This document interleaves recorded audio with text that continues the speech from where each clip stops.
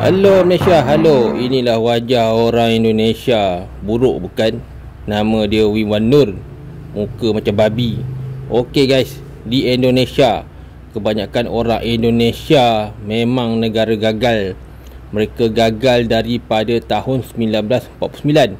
Mereka antara kaum yang paling bodoh di Asia. Pembalakan Aceh, semua kayu-kayu ini akan dijual ke China. Indonesia terkenal dengan rasuah dan juga pencuri. Jika anda perhatikan di Kuala Lumpur, orang Endon paling banyak mencuri. Di mana-mana orang Endon berada, mereka akan mengklaim bahawa mereka lah paling jago. Okey guys, jika anda pergi ke kota Indonesia, anda akan berjumpa dengan orang China daripada negara China. Sebenarnya kerajaan Indonesia berhutang dan tidak mampu membayar kepada China. Sebagai hadiah, sejak tahun 1990, beberapa wilayah di Sumatera, Kalimantan, Papua diserahkan kepada syarikat China untuk bayar hutang. Saya Wiwan Nur. Saya rasa kita perlu sial lah, jadi sial. Inilah memang muka pun macam sial, tebang balak, memang babi lah. Saya suka jadi sial sebab orang Endon memang sial. Endon sangat sial. Dia pun mengaku Endon sial. Pulau Jawa dijangka tenggelam pada tahun 2050. Sebab itulah Endon dia tak tolong masa Aceh banjir. Saya dengar cerita orang Endon mau pindah ke Aceh jika Aceh pupus dengan manusia. Sebab itulah Aceh tidak dibantu oleh Indonesia. Beginilah punca negara Aceh telah dijajah Indonesia. Ini adalah cara menebang pokok di Indonesia. Anda lihatlah betapa kurang ajarnya bangsa Endon. Mereka menembak tanah sehingga akarnya tercabut. Ini adalah cerita benar. Papua, Sumatera, Kalimantan, tanah-tanah mereka telah dijual ke China. Teknologi pembalakan ini adalah diimport daripada China. Indonesia sebenarnya adalah bahagian negara China, wilayah ke-100. Jika kita kaji kenapa Indonesia benci dengan Malaysia, kerana Malaysia anti-komunis dan Indonesia pernah dijajah Malaysia pada tahun 1966 sehingga mereka meminta surrender di Bangkok. Beginilah cara orang Indonesia menebang pokok, tidak mengguna gaji, menggunakan air. Akibatnya hutan pun hancur.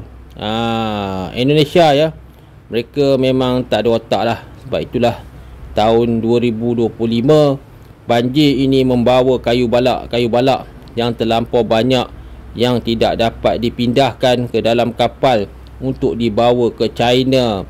Disebabkan itulah Aceh ataupun Sumatera menjadi banjir kerana gunung dan bukit.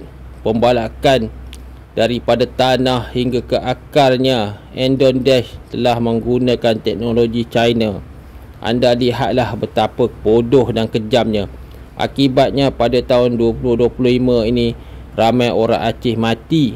Tapi yang hairannya, orang Aceh tak dapat duit. Yang dapat duit adalah orang di Jakarta.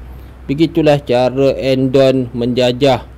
Mereka memang daripada dulu terkenal dengan bangsa penipu hanat.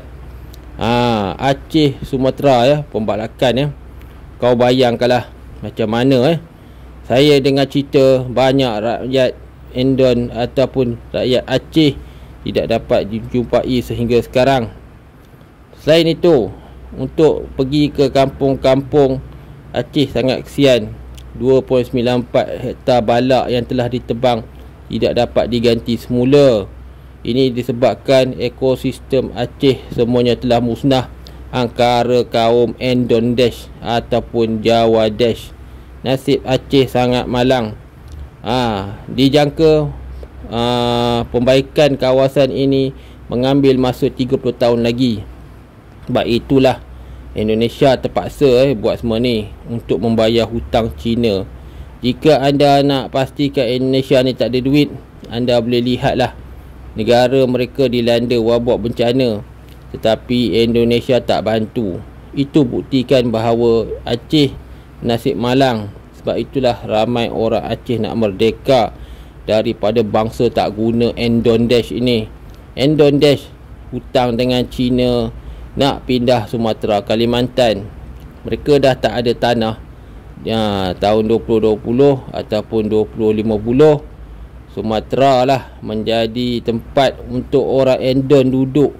Populasi Endon meningkat kerana keturunan Indonesia kebanyakan anak luar nikah, iaitu anak tanpa ibu ataupun anak tanpa bapa yang halal. Nasib Endon sangat malang. Nasib Endon, Jakarta hancur, Aceh hancur, Papua hancur. Memang bangsa ni, memang Endon ni satu bangsa yang akan hancur pada masa depan. Nak perang dengan Malaysia, takut. Saya ingin mengatakan bahawa kita Endon kena perang dengan Malaysia. Saya akan berada di barisan depan. Inilah cakap-cakap CIQ 78 Wan Nur. Dahlah muka macam binatang, perangai macam anjing. Wan Nur dia tuduh bantuan asing itu adalah anti-etik Malaysia. Saya rasa itu tidak ikhlas. Lebih baik kita tolak bantuan, nanti dia letak senjata. Begitulah pemikiran orang Endon. Sebab itulah kalau di Malaysia, kalau anda jumpa orang Endon, anda pijak-pijak kepala mereka. Kalau mereka menjilat punggung kita, barulah kita kawan. Jika mereka menghina kita, beraklah di muka orang Endon. Kerana najis itu akan menyebabkan Endon kalah. Dan apapun akhirnya Malaysia menang.